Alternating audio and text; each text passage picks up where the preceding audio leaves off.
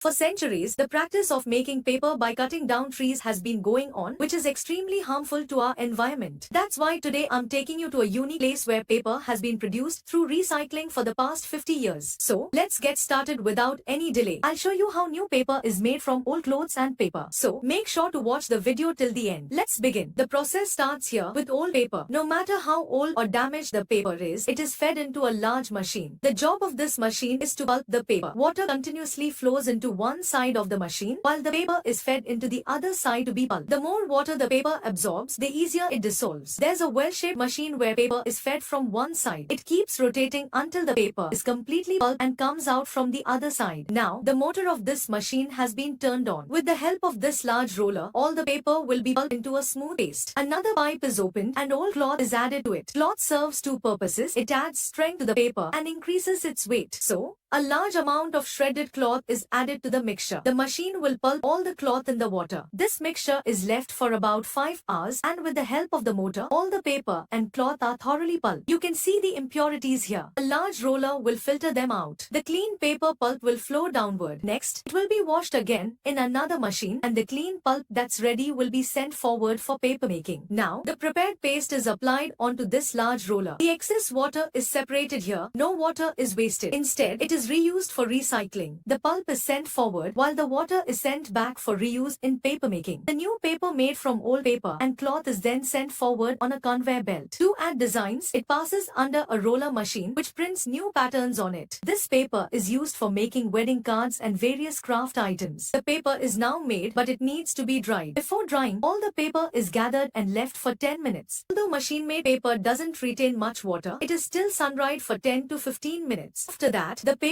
is ready. Next comes coloring. First, all the paper is laid out in the sun to dry. Once dried, it goes for coloring. The lovely sisters you see here are responsible for coloring the paper. Since wedding season is in full swing, yellow paper is in high demand. Today, yellow paper is being prepared. Each sheet is colored on both sides and then sun-dried again for a day. The process continues until all the paper is colored. Then, the brothers you see here take over. Their job is to dry each sheet one by one. Once the paper is colored on both sides and fully dried, it's time for counting and inspection. Each sheet is checked to ensure it's properly colored and well made. Once everything is perfect, the paper is sent to another machine where its edges are trimmed to give it a uniform size. If you're thinking the trimmed edges go to waste, that's not the case at all. They are fed back into the machine to be reused for making new paper. Now, Uncle's job is to operate this large machine and trim the edges of all the paper sheets to standardize them. Here, you can see how a large blade cuts stacks of paper in just a minute. The edges are removed and our paper is finally ready. You must have used this kind of paper at some point.